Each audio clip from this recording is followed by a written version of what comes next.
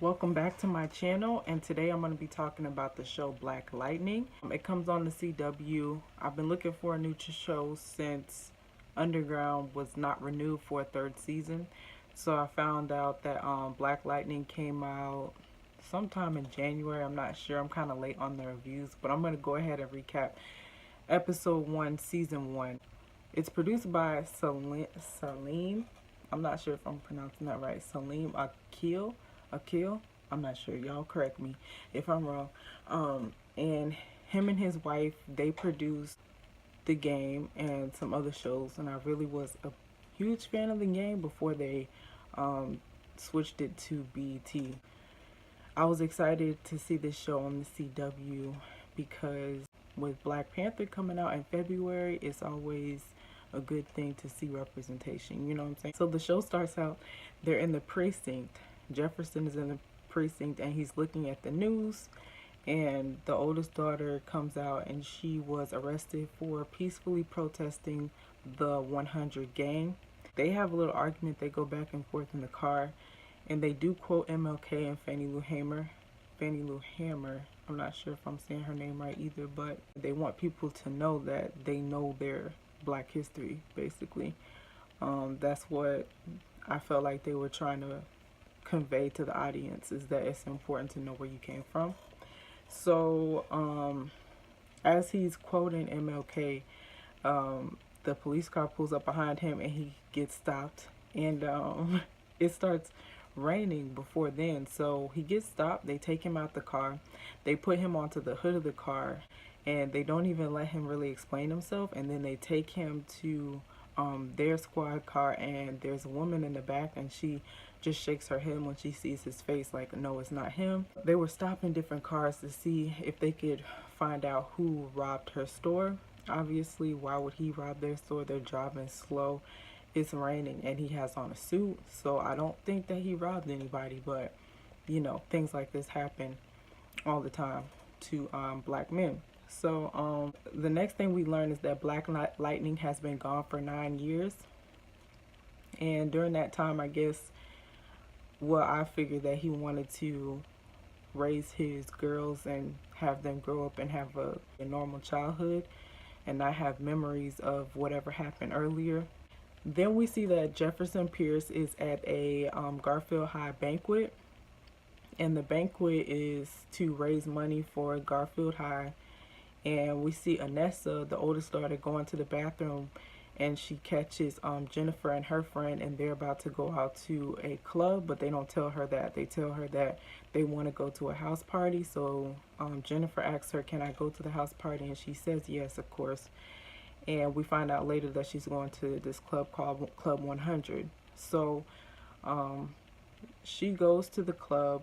Jefferson is still at the banquet, and they show Jefferson talking to his secretary, and then you see his ex-wife and he's talking to her.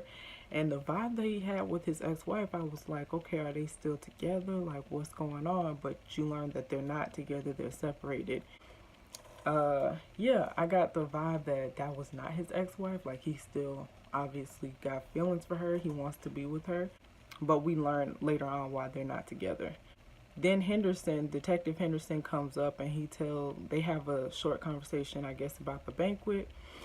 And Jefferson returns home to an empty house. I don't think Anessa's there, and then Jennifer's not there. So he's calling Anessa like, where's Jennifer?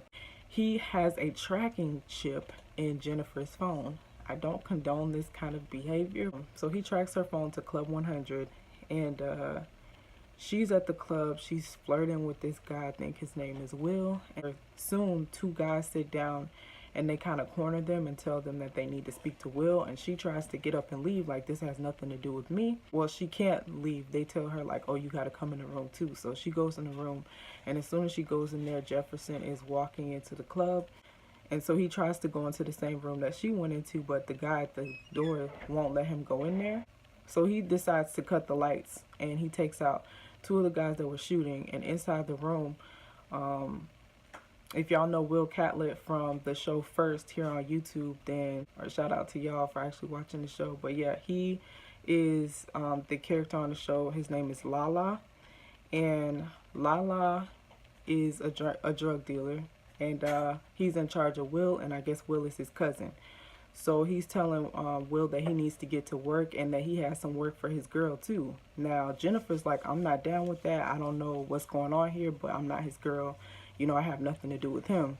So she tries to get away, and then he's like, Lala tells Jennifer that she needs to calm down and just, I mean, stand there and look pretty basically. And Will's like, you need to stop embarrassing me in front of this girl, blah, blah, blah. And next thing you know, the lights cut out. Well, not before Jennifer punches Will in the stomach, and then the lights cut out and we see Black Lightning take out two guys that were shooting in the club. Jennifer makes it out safe, and then the police corner him. Now he doesn't have on any gear, I don't think, as like, because he wasn't planning to be Black Lightning that night, so I don't think he has anything on him that would not allow the police to see who he was. So he decides to take out their car and or set it on fire, and they did pull tasers on him, but I think he knocks them out. Henderson is on the TV complaining about Black Lightning being back, and he's saying that there are two men that are down. And Jefferson makes it back home, and when he gets back home, his ex-wife is there with Jennifer. Jennifer was complaining about being scared at the club. Now obviously I don't know their living situation, but I guess they don't live together, him and his ex-wife. And I guess she lives alone and the girls live with him, which is to me kind of weird because I feel like single moms usually have their kids, but I guess they're older so they want to live with their dad. I don't know. The ex-wife asks him straight up, like, is Black Lightning back? Because she heard on the news. Oh, also they have Roland Martin do a cameo on the news talking about Black Lightning is back. And he says that no, he's not.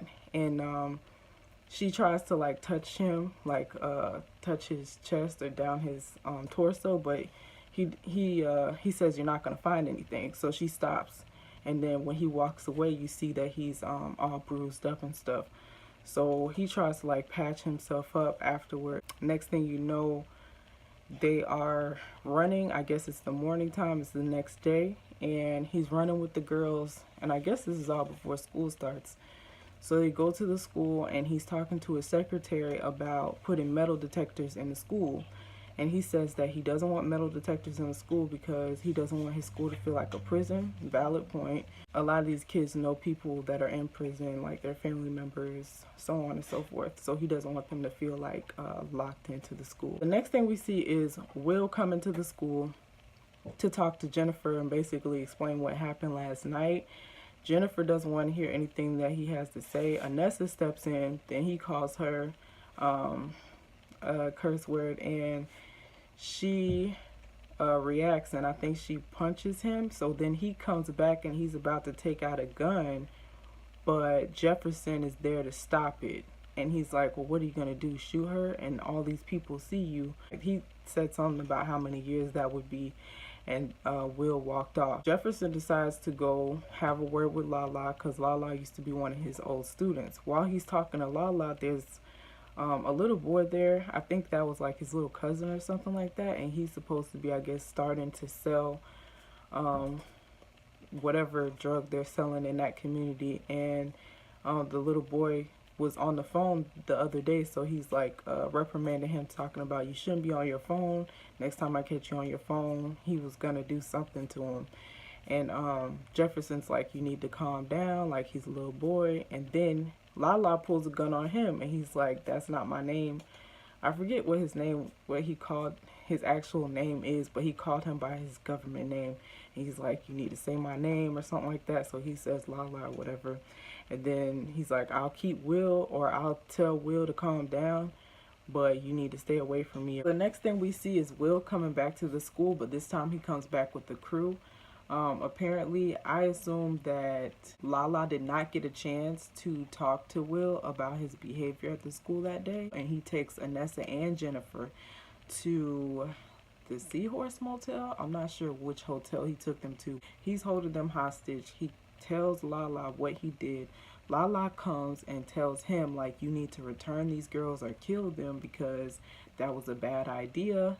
I guess he decides that he has to go ahead and take them out. And Lala leaves. Next thing we know, Black Lightning is at the school. He's concerned because the girls are missing and he knows that they were taken by Will. He calls Jefferson, I'm sorry, he calls Henderson. Henderson, I believe, is a detective. Tell me if I'm wrong. And he tells, Henderson tells them, like, we're doing all we can. We can't just go in there, blah, blah, blah. Honestly, I feel like Henderson's not doing enough, but it is what it is. Henderson leaves, and then Jefferson decides to take matters into his own hands. He goes to Gamby's shop, and Gamby gives him a new suit, which to me was kind of bulky, but I kind of like it. It lights up, so that's cool. And he gets ready to, he suits up and he goes to the hotel and he gets the girls back. I think he takes Will and he throws him onto a car. I don't know if we actually see what happens to Will after that. If you watch the next episodes, you already know. I'm gonna review the next episodes as well. I think we're actually on episode 4 right now. Anyways, so he knocks Will out. He asks Will, where's Lala? He's like, he doesn't know.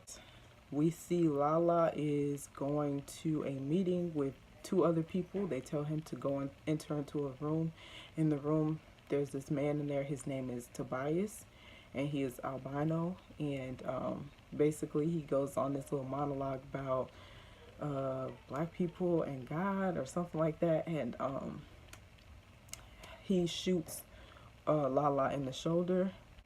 The police show up and they take the girls back, and then Jefferson runs up like he was still at the school, and he has on his work clothes, and he's like, oh, thank you, Henderson, for getting the girls back, because the police had just shown up. So they're always late, in my opinion. Next thing we see is Anessa is asleep in her bed, and she wakes up because she had a nightmare because there's like gunshots going off. I guess she's having PTSD, and she wakes up and she gets up to go to the sink to, like, I guess wash her face or something, and she breaks the sink. So we know that she has the powers too, but how they find out, we're not sure. So yeah, that was episode 1. I must say that this show does feel really real, like as far as what happens to black men when they're being stopped by the police, like little things like that they added into the show for the first episode. That to me makes the show feel like they know what's going on in the black community right now. Definitely 18 or over to watch this show. I am going to review the other episodes. I'm sorry this episode review is going up late, but I did want to get it up for y'all because, like I said, representation matters. Like, comment, and subscribe, and I'll see you guys in my next video. Thank you for watching.